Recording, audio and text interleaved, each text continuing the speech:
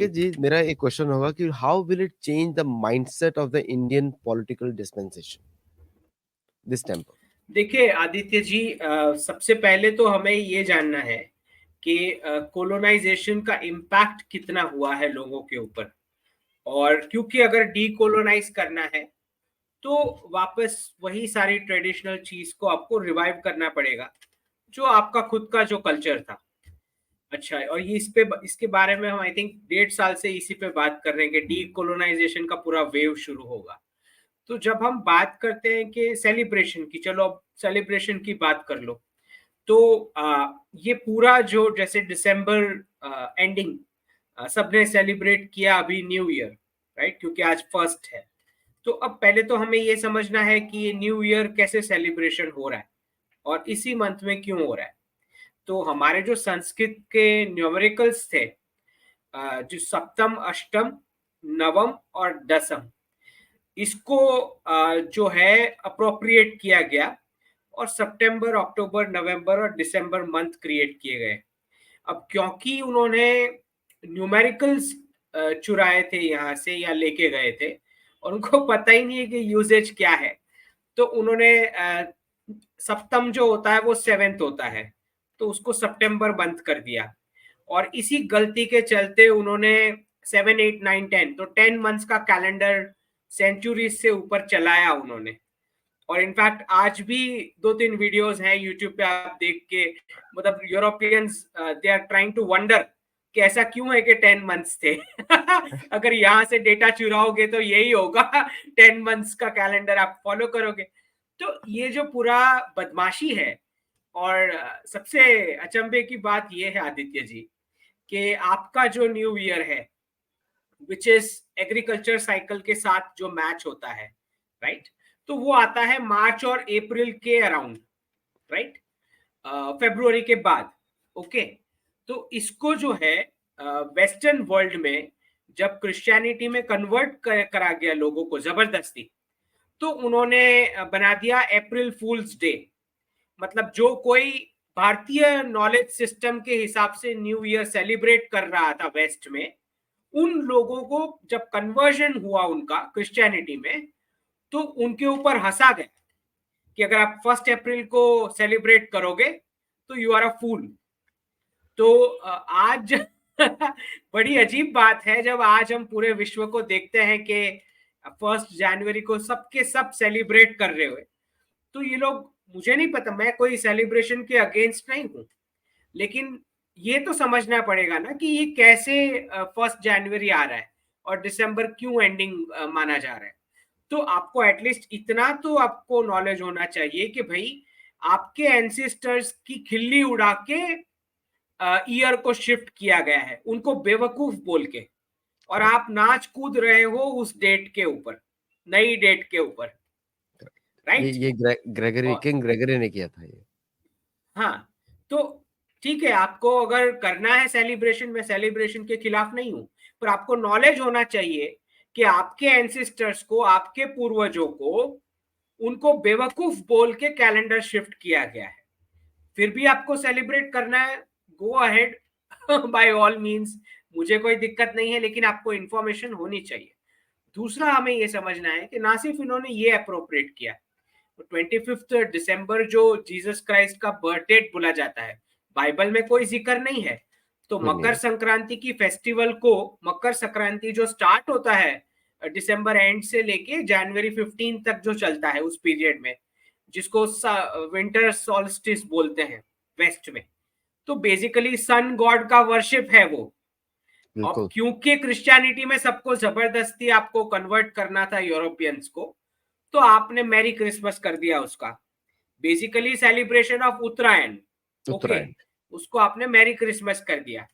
तो लोगों को ये पता नहीं है फिर भी सेलिब्रेट कर, आई डोंट नो बेसिकली कि उनको पता नहीं है सेलिब्रेट कर रहे हैं या पता है फिर भी सेलिब्रेट कर रहे हैं। तो अपना तो ये चैनल है सत्योलॉजी, तो अपने तो जो फैक्ट है वो बताएंगे। बिल्कुल अब सही लोगों बात। को अच्छा लगे ना लगे, this is what it is. Okay, actually क्या है कि तो जब सूर्य मकर में जब घुसते हैं ना, मकर नक्षत्र में घुसते हैं, तब से नया साल शुरू होता है उत्तरायण का। तो उत्तर 6 महीना उत्तरायण, 6 महीने दक्षिणायन।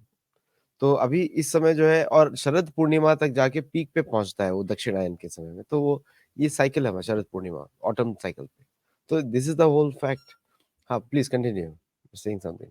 हाँ, दूसरा तो और भी अजीब है। मिडिल ईस्ट में आप मानोगे कि जितने भी ज्यूज और क्रिश्चियंस को मारा गया, उनके सर काटे गए, और फिर उसके बाद रात को पार्टी होती थी। तो उस पार्टी के जो गल्फ के सॉन्ग्स है, उसका रिमिक्स बना के यूरोप की कंट्रीज, स्पेन, फ्रांस, यहाँ बड़े बड़े सिंगर्स जो हैं वो जश्न मना रहे हैं उसके रिमिक्स बना के उस सॉन्ग्स के। तो आपके एंसिस्टर्स के सर काटे गए, ठीक है, मिडिल ईस्ट में, और उस पर जो नाच गान होता था उसका रिमिक्स वर्जन बना के अब आप खुद नाच रहे हो। तो ये जो बड़ा अजीब सा है आदित्य जी, लेकिन अब क्या ही करें, अब ऐसा चल रहा है दुनिया में। तो this is what it is. और जहां तक आपने बात करी राम मंदिर की, विभूति जी के साथ कल ही था मैं एक डिस्कशन में, तो विभूति जी बता रहे थे कि ये तो राम लल्ला का प्राण प्रतिष्ठा नहीं है, ये तो भारत का प्राण प्रतिष्ठा हो रहा है। तो पूरे देश का जो है प्राण प्रतिष्ठा हो रहा है। और बहुत उम्मीद के साथ के 500 साल का जो सेक्रीफाइस हुआ है। अच्छा, एक और भी कंफ्यूजन है लोगों को, जहां पे बहुत विरोध हुआ इस बात का कि बीजेपी इसका क्रेडिट ले रही है। तो मैंने इसके ऊपर सुबह ट्वीट भी किया कि 1000% पूरा क्रेडिट बीजेपी को ही मिलेगा, और इसकी वजूहत भी मैंने बताई। क्यों ऐसा होगा? क्योंकि जब तक स्टेट अपना डायरेक्शन नहीं लेता ना, तब तक कोई आउटकम आना नहीं होता। बिल्कुल। आप कांग्रेस को वापस लाके देखो, कुछ ही साल में हिंदुओं से चंदा इकट्ठा करके वहां बाबरी खड़ी कर देंगे वो। आप लाके तो देखो कांग्रेस को। तो ये आपको जहां क्रेडिट इज ड्यू, आपको मोदी गवर्नमेंट को क्रेडिट देना ही पड़ेगा। 1000% बीजेपी को क्रेडिट जाएगा इस बात का। मैं मना नहीं कर रहा कि 500 साल की पूरी जो सेक्रीफाइस हुई है, इनफैक्ट गोधरा में जो कार सेवक मारे गए वो भी तो अयोध्या से ही आ रहे थे उस ट्रेन में 2002 में। तो मैं किसी की सेक्रीफाइस को डी वैल्यू नहीं कर रहा हूं। मैं ये बता रहा हूं कि 2014 में पहली बार आपकी खुद की गवर्नमेंट आई, और उसके कुछ ही सालों में राम मंदिर डिलीवर हुआ है। तो स्टेट का जो पावर होता है उसको आप अंडर एस्टिमेट ना करें। बिल्कुल नहीं कर सकते। आपको क्रेडिट बीजेपी को पूरा पूरा क्रेडिट आपको बीजेपी को देना ही होगा, देना ही पड़ेगा, राइट। 100% देना तो पड़ेगा। जो कुछ लोग बोलते हैं कि क्रेडिट क्यों ले रहे हैं, बिल्कुल क्रेडिट लेंगे वो, राइट। तो क्योंकि पॉलिटी का एक बड़ा रोल होता ही है। अगर ये गवर्नमेंट नहीं होती तो आप और 5 सेंचुरी और आपकी सेक्रीफाइस ही हो रही होती। ओके। तो जब तक स्टेट कोई डायरेक्शन नहीं लेती मुझे ना, इस तब पे तक हंसी कोई आ गई। आउटकम। वो लिखते हैं ऑल जनवरी full celebrated yesterday. Ravi ji बिल्कुल बिल्कुल सही बता रहे हैं। तो मुझे भी बहुत सारे विशेष आई, तो मैंने उनको सबको यही जवाब दिया कि भाई अगर आपने मुझे नूतन वर्षाभिनंदन किया है मेरे हैप्पी न्यू ईयर में, तो फिर आप ग्रेगोरियंस को भी मैं नूतन वर्षाभिनंदन करता हूँ, राइट। तो मैं उनको ग्रेगोरियंस बुलाता हूँ, कोई दिक्कत नहीं है मुझे बुलाने में और विश करने में। तो यही अच्छा, बात है कि जी। आपने कल बहुत सारे ट्वीट्स किए, आप जवाब दे रहे थे, मैं देख रहा था। जो खलबली मची है वेस्ट में, डेमोक्रेसी इज डाइंग इन जी इंडिया, है ना? And you were replying to हाँ, देम, ये एंड आई बड़ा आल्सो। नया चला है, हाँ। बहुत नया चला है। सारे बड़े बड़े एक्स एम्बेसडर्स खड़े हो गए हैं ट्विटर पे, बोल रहे हैं करेक्ट। कि रशिया के साथ ऐसा क्या बेस्ट फ्रेंडशिप हो गया है, दिस एंड दैट। अच्छा, यूके से जर्नलिस्ट सब बोल रहे हैं, मीडिया वाले, कि फ्री ट्रेड अग्रीमेंट की डिस्कशन बंद कर दो, ये वो, जैसे we are dependent on them है। उनको पता भी, उन डिल्यूजन देखो आदित्य जी, कि उनको पता भी नहीं है कि उनका फाइनेंशियल हकीकत क्या है आज। तो ये जो बकवास सारी बातें हैं इनकी, जो अब क्या ही बोलेंगे अब इनको। तो इनको तो पहले तो समझना है कि भाई, उसमें लिखा था इन्होंने कि India was a champion of decolonisation. तो वो रशिया के साथ मिलके यूक्रेन का ये ने वो ने, भाई हम भी तो डीकोलोनाइज करने वाले, हम पीओके कैप्चर करेंगे, कौन रोकता है हमें, देखते हैं, वी विल आल्सो डीकोलोनाइज। तो ये जो है ना, वेस्टर्न सुप्रीमेसी जो दिमाग में से गई नहीं है, अभी तक नहीं गई। तो उनको लगता है कि कोई रिस्पॉन्स नहीं आएगा, तो भर भर के सोशल मीडिया पे भारतीयों ने बराबर से उनकी बैंड बजाई है। क्योंकि अच्छा वो जब खुद पाकिस्तान के साथ खड़े हुए पाते हैं तब कहाँ उनकी वैल्यूज चली जाती है। मतलब आप तो हमसे वैल्यूज की बात ही ना करो, मतलब western world talking about values हैं, just forget about it. I mean, such a big joke of the century, man. तो ये क्या बकवास है मतलब। तो और अच्छा, आप दूसरों को बोल रहे हो, आप ये बताओ हमें कि आपको कौन सा मैंडेट था सद्दाम हुसैन को मारने का? आपको किसने मैंडेट दिया सारे कंट्रीज डिस्ट्रॉय करने का? तो आप तो हमें वैल्यूज का कुछ समझाओ ही मत, राइट? दूसरा, आप हमेशा डिक्टेटोरियल इस्लामिक रजीम, टेररिस्ट रजीम पाकिस्तान की, हमेशा उसी के साथ खड़े रहे। आप तो हमारे डेमोक्रेसी के विरुद्ध खड़े थे ना आप इतने साल, कहाँ गए तब, कहाँ गई थी आपकी सारी वैल्यूज? तो ये सारा भाषण ना अपने पास ही रखें, इनको बोलो। और हमको कोई इंटरेस्ट नहीं है कि आप हमको बताएंगे कि हम रशिया के साथ कैसे रिलेशन रखेंगे, हमको ना ही कोई एडवाइस की जरूरत है। अच्छा, दूसरे इनके जो डिफेंस डील्स वाले भर भर के, क्योंकि हमारे वहां भी भर भर के उनके एजेंट्स हैं आदित्य जी यहाँ पे इंडिया में, जो आर्टिकल्स लिखते हैं मीडिया में। कल ही पढ़ रहा था मैं, टाइम्स ऑफ इंडिया का आर्टिकल लिखा था, अच्छा इकोनॉमिक टाइम्स, तो पूरा ईयर एंड का बता रहे हैं डिफेंस के बारे में, रशिया का एक भी बार जिक्र नहीं है। भर भर के आर्टिकल में चाइना चाइना चाइना लिखा है। तो ये जितने भी जो इनके एजेंट्स हैं, इनको भाई कोई समझाओ कि अगर आपको वेपन्स बेचने ही है, हम लेने को भी तैयार है, पर आपका जो यूएसपी है ना, इज नॉट चाइना थ्रेट। वो बहुत ही बकवास सेलिंग पॉइंट है आपके पास। कुछ मतलब अच्छा वाला सेलिंग पॉइंट लेके आओ कि हम इतना टेक ट्रांसफर करेंगे, हम इतना make in India joint production करेंगे, कुछ ऐसा टेम्पटिंग डील लेके आओ। ये जो चाइना थ्रेट लिख के आप जो बेच रहे हो ना माल, ये तो 2014 के पहले की मार्केटिंग स्ट्रेटेजी है, अभी नहीं चलेगी। तो बहुत ही बकवास। अच्छा, इतना तो हमें क्रेडिट दे दे इस गवर्नमेंट को और प्रोफेशनल्स को कि हमको हमारा थ्रेट परसेप्शन मालूम है, और उसका कितना कैपेसिटी है उनका वो भी हमें मालूम। सो डोंट टेल अस के China threat is your USP for selling the weapons, ठीक है ना? कुछ और लेके आओ नया मटेरियल। तो हम will manage China on our own, आप नहीं आने वाले। और 1971 में जब आप आए थे तो किस लिए आए थे वो भी हमें पता है। So let's not get into that. तो ये जो इनका जो ट्रस्ट का कोई फैक्टर ही नहीं बचा आदित्य जी, आज पूरा यूरोप इनको कोई मासेस कोई ट्रस्ट नहीं करता यूएस को। बिल्कुल नहीं। आप यूरोप में यूरोपियंस को आप पूछ के देखो कि पूरा वो यूक्रेन वॉर का पूरा जो भी बोझ है उसकी मार किसको पड़ी है? आज यूरोपियन कंट्रीज को पड़ी है, मासेस को पड़ी है, और किसको पड़ी है? तो इनका ट्रस्ट फैक्टर जा चुका है। और जिस प्रकार का इनका विचित्र सा बिहेवियर जियोपॉलिटिक्स में रहा है, जैसे ही आपने देखा पन्नू वाला जो इंसिडेंट हुआ, हम उसको कोई मोल भाव देते ही नहीं है। आपको व्हाइट हाउस से स्टेटमेंट देना हो, स्टेट डिपार्टमेंट से देना हो, लंदन से दिलवा दे, हमको कोई फर्क नहीं पड़ता। You housed our terrorist, period. Okay, फिर आगे कोई डिस्कशन नहीं होना है इसके बाद, बिल्कुल ठीक है? तो ये जो है ना, ये इनको I think they are not understanding the geopolitics of this world. अगर उनको ये लग रहा है कि भारत कोई यूके है और यूके वाली ट्रीटमेंट हमें देंगे तो वो भूल जाए, राइट? तो इनको और कोई यहाँ पे पेशेंस रख के कोई वेट नहीं करने वाला। Russia has offered make in India joint production tech transfer, France will also offer. यहाँ पे कोई रुका हुआ नहीं पड़ा है आपके इंतजार में, आप आओगे कब, कब हमको अच्छी सी डील ऑफर करोगे, कब हम एक्सेप्ट करेंगे। आप नहीं लोगे, कोई और डील ले लेगा, ठीक है?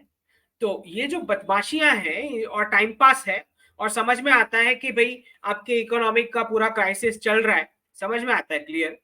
तो उसका मतलब ये नहीं कि आप किसके साथ भी कैसा भी बिहेव करोगे। तो ये जो फड़फड़ाहट है पूरे सोशल मीडिया पे वेस्टर्न इंटेलेक्चुअल वर्ग में, भर भर के जो लिखते हैं, अच्छा ये कर लो वो कर लो, इंडिया इज अ फ्रेंड। अच्छा, हम कोई नए फ्रेंड बने हैं क्या रशिया के साथ? वो लिखते हैं न्यू फ्रेंड। भाई साहब इनको ना हिस्ट्री का पता, ना जियोपॉलिटिक्स पता। Russia is our new friend. मतलब कितना हास्यास्पद कमेंट्स है इनका, मतलब आप सुनोगे तो आपको हंसी आएगी. नहीं एक्चुअली रशिया हैज क्या है कि always been our partner. always been the part. These people are 23-year-old analysts. ये अभी अमेरिकन कहीं से पढ़ के 23 साल, 24 साल, 25 साल, 27 साल, और वो जो बिलीफ का जो फैक्ट्री है ना, make believe world, I believe in this, वो उस पे ही पूरी दुनिया चलती है इन लोगों की, वेस्टर्न वर्ल्ड की. वो पुराने हम लोग बात करते हैं, वन मसीहा सिंड्रोम, वन लाइफ सिंड्रोम, हाँ, उसी की बीमारी है ये पूरा. सही अच्छा, बात. मैं आपका ट्वीट्स में देख रहा था, और जिसमें आपने मैसेज दिया है, आपने एक बात करी थी, the future of the economy, temple economy पे भी कहीं पे आपने लिखा था, सनातन इकोनॉमिक्स, जयशंकर का 5 दिन का जी, विजिट के बाद. So this 5 days visit of Jaishankar, what was that total, what was the impact? देखिए, देखिए, एक तो पूरा बहुत मीडिया में फेक नैरेटिव चला कि ये पन्नू वाला एपिसोड हुआ है, या आसिम मुनीर जो है ब्लिंकन से मिले, इसलिए रशिया में ये सब हो रहा है. ये बहुत ही फेक एनालिसिस जो पूरा मीडिया में फैला हुआ था. क्योंकि एक बात समझे आदित्य जी, हमारा इंडिया रशिया समिट ड्यू था 2023 में, और प्रधानमंत्री ने जाना था रशिया, और जो भी ये सारी अग्रीमेंट साइन हुई है वो एक्चुअली प्राइम मिनिस्टर की विजिट में होनी थी पुतिन जी के साथ. तो एक्चुअली अगर कोई रियलिस्ट एनालाइज करेगा तो बोलेगा कि भाई हमने छोटा फंक्शन किया बड़े फंक्शन की जगह. पर ये तो पूरा ही फेक एनालिसिस मीडिया में चल रहा है कि बहुत बड़ा कुछ हो गया. इनफैक्ट जो होना था उससे कम ही किया है हमने. ओके, ज्यादा नहीं किया है. अच्छा, दूसरा आपको यह समझना है कि जयशंकर जी की जो विजिट है, प्रेसिडेंट पुतिन ने खाली अभी तक 4 ही पर्सन को बायलैटरल समिट, मतलब 1-to-1 बायलैटरल का रिस्पेक्ट दिया है. एक है वांग ही, जो चाइनीज फॉरेन मिनिस्टर है, दूसरे एक्स डिफेंस मिनिस्टर जो गायब हो चुके हैं चाइना के, और हमारे एनएसए दोवल जी, और चौथे जयशंकर जी. 4 ही ऐसे रिप्रेजेंटेटिव हैं जिन्होंने पुतिन के साथ, प्रेसिडेंट पुतिन के साथ वन ऑन वन बायलैटरल किया है. तो इस इंपॉर्टेंस का मतलब ये होता है कि धीरे धीरे जो हम देख रहे हैं जयशंकर जी को इक्विवेलेंट बनाया जा रहा है फॉरेन के नेशनल लीडर्स के साथ. और प्रधानमंत्री, ये मैंने प्रेडिक्ट कर ही दिया था जयपुर डायलॉग्स पे कुछ महीने पहले कि ये होने वाला है. धीरे धीरे प्रधानमंत्री जी हायर सीट ले रहे हैं, क्योंकि 2030 का जो मैंने प्रेडिक्शन दिया है कि Indian foreign minister will be the most powerful man on earth by 2030. तो वो अगर जियो पॉलिटिकल गोल है तो सादा सी बात है कि फॉरेन मिनिस्टर नेशनल लीडर्स को मिलेंगे, और प्रधानमंत्री जी जो है वो बहुत ही हायर सीट लेंगे जो भी प्रधानमंत्री होंगे. तो उनसे मिलना तो इट्स आउट ऑफ क्वेश्चन 2030 के बाद. तो आपके पास बहुत ही कुछ बड़ा कुछ ऑफर करने को होना चाहिए तो आपको मीटिंग मिलेगी. तो इस प्रकार के जो जियोपॉलिटिकल गोल्स हैं नेक्स्ट डिकेड के लिए 2030 के बाद, उस हिसाब से समझ में आता है कि जयशंकर जी नेशनल लीडर्स को मिल रहे हैं.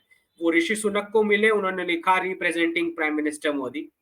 वो पुतिन जी से मिले, बोला representing prime minister Modi. MBS से मिले, उन्होंने बोला रिप्रेजेंटिंग प्राइम मिनिस्टर मोदी. और जो ब्रिक्स की वर्चुअल समिट हुई जहां पे प्रेसिडेंट पुतिन और शी जिनपिंग बैठे थे, वहां भी उन्होंने लिखा रिप्रेजेंटिंग प्राइम मिनिस्टर मोदी. तो बहुत सादा सी बात है, जो 1.5-2 साल पहले मैंने प्रेडिक्शन दिया था कि Jaishankar ji can be one of the candidates after the prime minister. तो दिख रहा है कि उस डायरेक्शन में कुछ जा रहा है. Let's see, we don't know, but certainly one of the top contenders for the position. ठीक है, तो यही है, बड़ा चेंजेस है रशिया के साथ. लैंग्वेज की वापस बात की गई है, क्योंकि वही मैंने बताया कि English language will no more be you know operational language of the world. तो धीरे धीरे उसी डायरेक्शन में सब कोई, चाइना ने शुरू कर दिया है वही यूज चाइनीज लैंग्वेज. इंडिया के नेशनल एजुकेशन पॉलिसी में सारी रीजनल लैंग्वेजेस वापस आ रही है. जयशंकर जी रशिया जाके बोल के आए कि रशियन लैंग्वेज हमें ज्यादा स्ट्रेस देना पड़ेगा इंडियंस को भी सीखने में, क्योंकि संस्कृत बेस, बहुत उन्होंने सादा बोला सी बात संस्कृत, है कि उन्होंने भाई, संस्कृत से कनेक्ट किया, संस्कृत से आप रशियन सीख सकते हैं, उन्होंने बोला उन्होंने. वही इसी पे तो प्रेडिक्शन दिए थे मैंने कि लैंग्वेजेस ऐसे ही सिखाई जानी चाहिए कि भाई संस्कृत से कैसे डिराइव हुई सारी लैंग्वेज.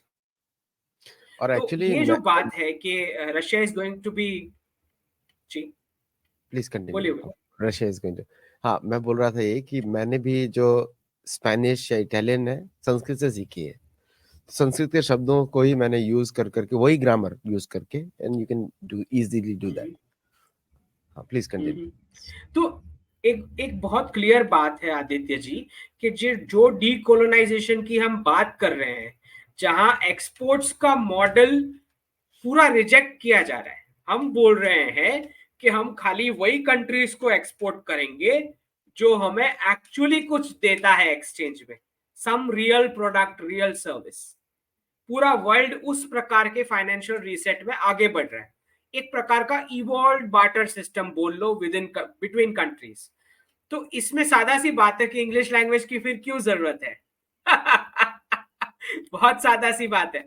तो जो हम बता रहे हैं कि भाई रीजनल लैंग्वेज, एशिया को एक्सपोर्ट करने की उतनी क्वांटिटी में जरूरत ही नहीं है, because we are that commodities rich nations. तो हमारा तो प्राइमरी प्रोडक्ट्स जो एग्रीकल्चर से आता है, मतलब जो हम बताते हैं कि एग्रीकल्चर सेक्टर का वापस रियल वैल्यूएशंस में आ जाएगा, कोर सेक्टर्स की सबकी रियल वैल्यूएशंस वापस आ जाएगी आफ्टर द रीसेट। तो ये सब उसी की तैयारी चल रही है। अगर वो रीजनल लैंग्वेजेस की बात कर रहे हैं, अगर प्राइम मिनिस्टर टायर 2 और टायर 3 सिटीज बोल रहे हैं जो हमने प्रेडिक्ट करा था, उसका मतलब ही होता है non English language. Non English language. Tier 1, tier 2 और 3 क्या होता है? इंडिया में tier 2 and 3 means what? Non English, as simple as that. It's common sense, right? तो एनईपी में भी वही बता रहे हैं वो कि रीजनल लैंग्वेजेस में पढ़ाओ, राइट? तो लिटरली ये क्लियर हो चुका है कि रीसेट उसी डायरेक्शन में जा रहा है जहां इंग्लिश लैंग्वेज का कोई काम ही नहीं है। अच्छा,